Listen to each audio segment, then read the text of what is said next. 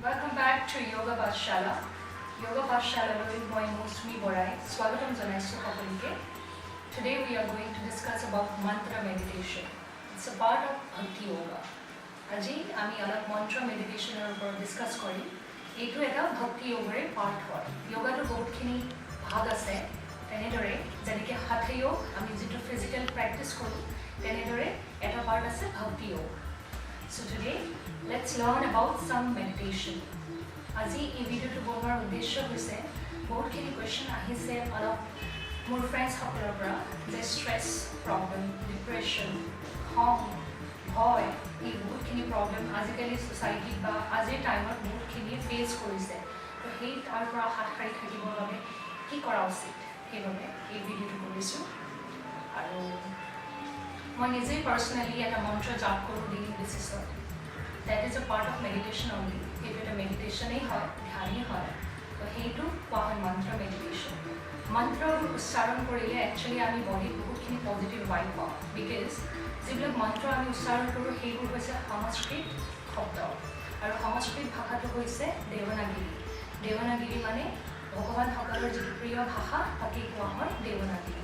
Tenke amar Gita Bhagavat সকলোতেই Sanskrit bhashate jikhini likhi thoa ase to ei সংস্কৃত ভাষাৰ পৰাই কিছুমান particular মন্ত্ৰছ আছে তো সেই মন্ত্ৰবোৰে যদি আমি পাৰ্টিকুলাৰলি উচ্চাৰণ কৰিব পাৰোঁ ডেইলি বেচিছত সেইখিনি আমাক complete body physical body and mental body এই দুইটাতে আমাক বহুতখিনি সহায় কৰে তো মোৰ যিটো মন্ত্ৰ মেডিটেশ্যন সেইটো হৈছে হৰে কৃষ্ণ কৃষ্ণ কৃষ্ণ হৰে হৰে হৰে ৰাম ৰাম ৰাম হৰে হৰে এই যেটো হৰে কৃষ্ণ মহামন্ত্ৰ ইয়াক কোৱা হয় কলিযুগৰ আটাইতকৈ ডাঙৰ মহামন্ত্ৰ কিয়নো কলিযুগতে বেছিভাগ মানুহৰ খং ৰাগ ভয় অহংকাৰ আনক দেখিব নোৱাৰা বহুত কিবা কিবি প্ৰব্লেম আহিছে আৰু বহুত কামৰ প্ৰেছাৰ ষ্টাডি প্ৰেছাৰ এইবোৰৰ বাবে মানুহে মানে মেণ্টেল ডিছবেলেঞ্চ হৈ গৈছে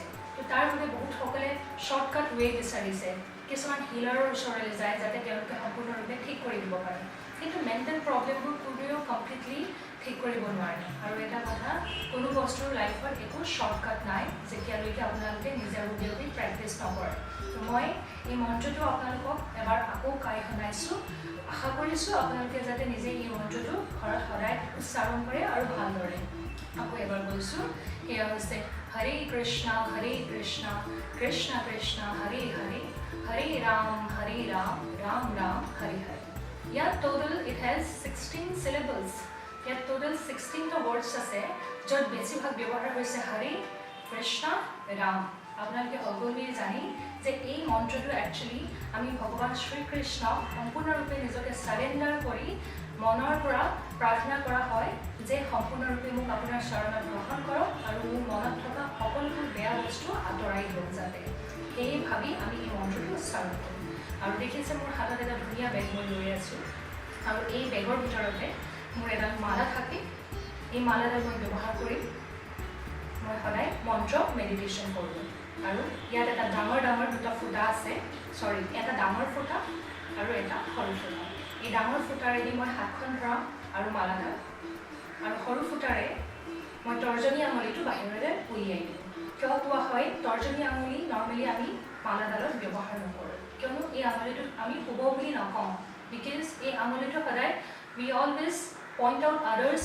টু ফাইণ্ডিং দেয়াৰ ফল্টছ তই এনেকৈ কৰিলি তই তেনেকৈ কৰিলি সেইবোৰ বস্তুৰ বাবে বেছি ব্যৱহাৰ হয় বাবে এই আঙুলিটো আমি পৰাপক্ষত ভাল কামত ব্যৱহাৰ নকৰোঁ আপোনালোকে চাগে লক্ষ্য কৰিছে কিছুমান মন্দিৰত যেতিয়া প্ৰসাদ দিয়ে ভাল বেদান্তিক কিছুমান যদি গুৰু হয় তেওঁলোকে কেতিয়াও প্ৰসাদটো এনেদৰে গ্ৰহণ নকৰে তেওঁলোকে সদায় প্ৰসাদটো এইটো এনেকৈ কৰি এনেকৈ গ্ৰহণ কৰে সেয়ে এই মালা জাপ কৰাৰ সময়তো আমি মধ্যমা আঙুলিত মালাডাল এনেকৈ ৰাখি এনেদৰে ঘূৰাওঁ আৰু এই মালাৰ বেগডাল এইভাবে ব্যৱহাৰ কৰা হয় কিয়নো আমি কমফৰ্টেবল ফিল নকৰোঁ যিকোনো মানুহৰ আগতে এনেকৈ মালাডাল উলিয়াই জাপ কৰি থাকিব মানুহে ভাবে কিন্তু কৰি আছে সেইবাবে এনেকুৱা এটা ধুনীয়া বেগত যদি আপুনি ৰাখি ডেইলি প্ৰেক্টিছ কৰে কোনেও গমো নাপাব আৰু আপুনি সুন্দৰভাৱে মালাৰ জাপ কৰি থাকিব পাৰে আৰু এই মালাডালত টোটেল 108টা বিট থাকে 108টা গুটি থাকে আপুনি যদি বাহিৰৰ মাৰ্কেটৰ পৰা কিনে মনত ৰাখিব যাতে মালাডাল 108টা বিডৰে লয়, কিয়নো 108ৰ পিছতো এটা পাৰ্টিকুলাৰ ৰিজন আছে, এইটো এটা বহুত শুভ নাম্বাৰ বুলি কনচিডাৰ কৰা হয়। আৰু আপুনি মালাডাল ৰুদ্ৰাক্ষৰ ল'ব পাৰে, চন্দনৰ মালাও ল'ব পাৰে, সকলো মালা ল'ব পাৰে। আৰু এই মন্ত্ৰটো এনি টাইম এনিৱেৰ যিকোনো মানুহে পঢ়িব পাৰে, মানে it's not only for Hindus, it's for everyone, for all the caste. আৰু anyone can chant this mahamantra any time anywhere. তাৰ কাৰণে কোনো নিয়ম নাই, নীতি নাই। আপুনি যেতিয়াই ফিল কৰিছে অলপ সময় পাইছোঁ বুলি আপুনি চান্ট কৰক। মই আশা কৰিছোঁ আপোনালোকে যাতে 1 ৰাউণ্ড হ'লেও ডেইলি বেচিছত চান্ট কৰে। 1 ৰাউণ্ড মানে 108 টাইমছ। যেনেদৰে এবাৰ দেখাই দিছোঁ, হৰে কৃষ্ণ কৃষ্ণ কৃষ্ণ হৰে হৰে, হৰে ৰাম ৰাম ৰাম হৰে হৰে। আকৌ নেক্সট তেনেদৰে কৰাৰ পিছত 108 টাইম যেতিয়া কমপ্লিট হ'ব, কমপ্লিট হোৱাৰ পিছত যদি আকৌ সময় আছে কৰিবলৈ বিচাৰে তেন্তে মালাডাল এনেদৰে ঘূৰাব, ঘূৰাই আকৌ ইয়াৰ পৰা আপোনালোকে কাম কৰি মালা জাপ কৰিব পাৰে। আপুনি 1 ৰাউণ্ডৰ পৰা ষ্টাৰ্ট কৰক, লাহে লাহে ইনক্ৰিজ কৰিব নাম্বাৰছ অফ চেণ্টিং ৰাউণ্ডছ। তেনেদৰে 16 ৰাউণ্ডলৈকে আমি নৰ্মেলি কৰোঁ এদিনত। আৰু এনেকুৱা নহয় যে আপুনি কণ্টিনিউছলি বহি কৰে, অলপ সময় টাইম পালে 2টা মালা ৰাউণ্ড কৰিলে, অলপ সময় টাইম পালে আকৌ 4 টাইমছ কৰিলে, আকৌ অলপ সময় টাইম পালে আকৌ 5 টাইমছ 6 টাইমছ, তেনেদৰে আপুনি ইনক্ৰিজ কৰক।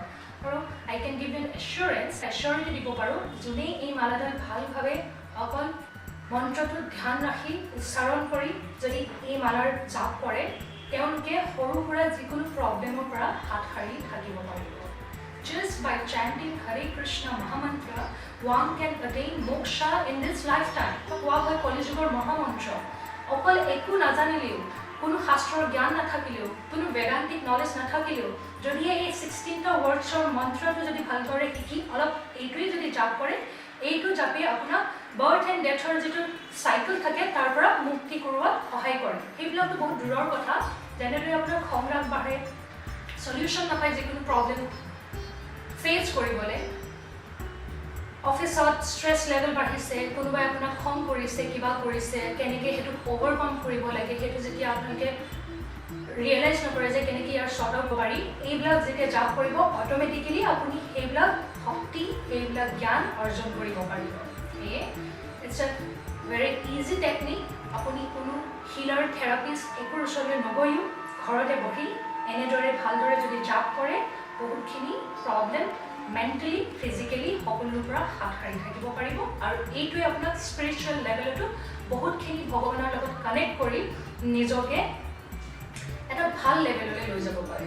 আৰু দ্বিতীয় নম্বৰ কথা, যেতিয়া চান্ট কৰে কেতিয়াও এটা ছেল্ফ ৰিজন লৈ চান্ট নকৰিব। যেনেদৰে ভগৱান মোক গাড়ী লাগে, ভগৱান মোক ঘোঁৰা লাগে, ভগৱান মোক মাটি লাগে, ঘৰ লাগে, this is just A materialistic part. শান্তিৰ বাবে প্ৰে কৰিব, বুদ্ধিৰ বাবে প্ৰে কৰিব, জ্ঞানৰ বাবে প্ৰে কৰিব। যেতিয়া এইবোৰৰ বাবে প্ৰে কৰে অট'মেটিকেলি এই সৰু সুৰা মেটেৰিয়েলিষ্টিক বস্তুবোৰ নিজৰ ফালে আহিব। সেইকাৰণে যেতিয়া without having any particular selfish reason ভগৱানক সম্পূৰ্ণৰূপে যেতিয়া ছাৰেণ্ডাৰ কৰি আপোনালোকে প্ৰে কৰে আপোনালোকে নিজেই তাৰ ডিফাৰেঞ্চ দেখিব আৰু নিজৰ লাইফত চেঞ্জেছ দেখিব। তো এয়াই হৈছিলে মন্ত্ৰ মেডিটেশ্যন। আশা কৰিছোঁ আপোনালোকে এই মেডিটেশ্যনটো ঘৰত দৈনিক ৰূপত জাপ কৰে। বৃদ্ধাসকলৰ বুলিয়েই নহয়, এইটো এই মন্ত্ৰটো সৰু বাচ্চাৰ পৰা ডাঙৰ লেভেলৰ সকলো মানুহে আজিৰ টাইমত কৰাটো উচিত। So thank you very much for watching this video. You have a nice time. Thank you very much.